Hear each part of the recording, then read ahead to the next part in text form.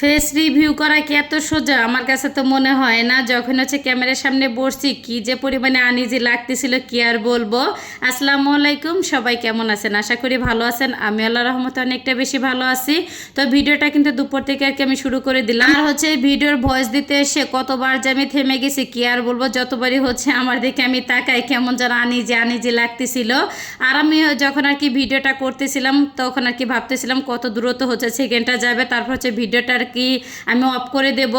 যাই হোক, আর দেখি কিন্তু আমি পুঁই শাকটা কেটে নিলাম। আর পুঁই শাকটা এত বেশি ভালো ছিল কি আর বলবো। আর তরতাজা সবজি রান্না করলে কিন্তু খেতে অনেকটা বেশি মজা লাগে। যাই হোক, আর দেখি কিন্তু সবকিছু কেটে আমি রেডি করে নিছি। মাছটাও কিন্তু ধুয়ে নুন হলুদ মরিচ দিয়ে মেখে রাখছি, পুঁই শাকটাও ধুয়ে ফেলছি। আর অফ ক্যামেরায় কিন্তু কচুর গাঁঠিটাও আমি কেটে নিছি। আর এই তো কচুর গাঁঠিটা কিন্তু আমি একটু সেদ্ধ করে নেব। আর আজকে কি রান্না করব সেটা তো বললামই না। তো আজকে কিন্তু কচুর গাঁঠি আর পুঁই শাক দিয়ে পাঙ্গাস মাছ দিয়ে আমি রান্না করব। আর এই তরকারিটা খেতে কিন্তু ভীষণ রকমের মজা লাগছে। আর যাই হোক, তো কচুর গাঁঠিটা কিন্তু সেদ্ধ দেওয়া হয়ে গেছে। এখন কিন্তু মাছগুলি আমি ভেজে নেব। আর ফ্রিজে রাখা মাছটা একটু ভেজে রান্না করলে আমার কাছে মনে হয় যে বেশি ভালো লাগে।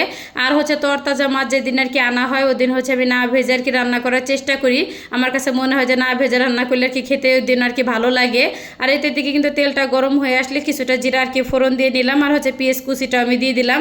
আর সেই সাথে একটুখানি নুন দিয়ে সুন্দরভাবে পেঁয়াজটা ভেজে নেব। যাই হোক, তো পেঁয়াজটা কিন্তু ভাজা হয়ে গেলে অফ ক্যামেরায় কিন্তু সব ধরনের মশলাটা দিয়ে তারপরে কিন্তু মশলাটা আমি সুন্দরভাবে কষিয়ে নিছি। এখন পুঁই শাকগুলি আমি দিয়ে দেবো। আর পুঁই শাকটা দেওয়া হয়ে গেলে না আবার সুন্দরভাবে নেড়ে চেড়ে তো ঢাকনা দিয়ে ঢেকে কিন্তু পুঁই শাকটা আমি সেদ্ধ হওয়া পর্যন্ত আমি রান্না করে নেব। আর পুঁই শাকটা কিন্তু অনেক পছন্দের একটা খাবার, কিন্তু একটু ভাবতে নিয়ে রান্না করলে তো ভালো লাগে। দেখা যাচ্ছে সেভাবে রান্না করলে একটু তেতো তেতো লাগে। তারপরে আজকের পুঁই শাকটি একটু তেতো লাগে নাই, গাঁটি দিয়ে রান্না করছে অনেক বেশি ভালো লাগছে খাইতে। আর এই তো পুঁই শাকটা কিন্তু সেদ্ধ হয়ে গেলে তারপরে কিন্তু আমি কচুর গাঁটিটা দিয়ে দিলাম। আবারও সুন্দরভাবে নেড়ে চেড়ে ঢাকনা দিয়ে ঢেকে তো একদম সুন্দরভাবে সেদ্ধ হওয়া পর্যন্ত আমি রান্না করে নিছি। আর এই তো এখন কিন্তু ভেজে রাখা মাছগুলি এক এক করে আমি দিয়ে দিলাম। তো মাছটা দিয়ে দেওয়া হয়ে গেলে তো গরম পানি দিয়ে দিলাম। তো গরম পানিটা দেওয়ার পরে নেড়ে চেড়ে ঢাকনা দিয়ে ঢেকে আমি রান্না করে নেব। আর দেখি কিন্তু অফ ক্যামেরা আমি একটা আম কেটে নিয়েছিলাম।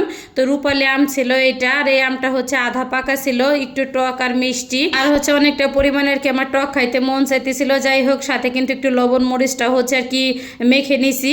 তো এটা দিয়ে আম খাইতে না অনেক অনেক বেশি কিন্তু মজা লাগতেছিল। এটা দিয়ে আমরা বা বড়ই তেঁতুল যেটাই হোক না কেন খেতে কিন্তু অনেক অনেক বেশি মজা লাগে। আর আমি আর আমার দুই মেয়ে খাইতেছিলাম।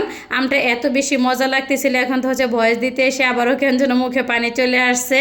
আর এদিকে কিন্তু তরকারিটাও কিন্তু আমার রান্না করা হয়ে গেছে। তো লাস্টে একটুখানি আমি জিরার গুঁড়াটা দিলাম। তো দেওয়া হয়ে গেলে কিন্তু নেড়ে চেড়ে চুলাটা আমি বন্ধ করে দেবো। তো রান্নাটা কিন্তু আমার হয়ে গেছে। তো আজকের ভিডিওটা সবার কাছে কেমন লাগলো অবশ্যই কিন্তু কমেন্ট করে জানাবেন। ভিডিওটা এখানে শেষ করলাম। আল্লাহ হাফেজ।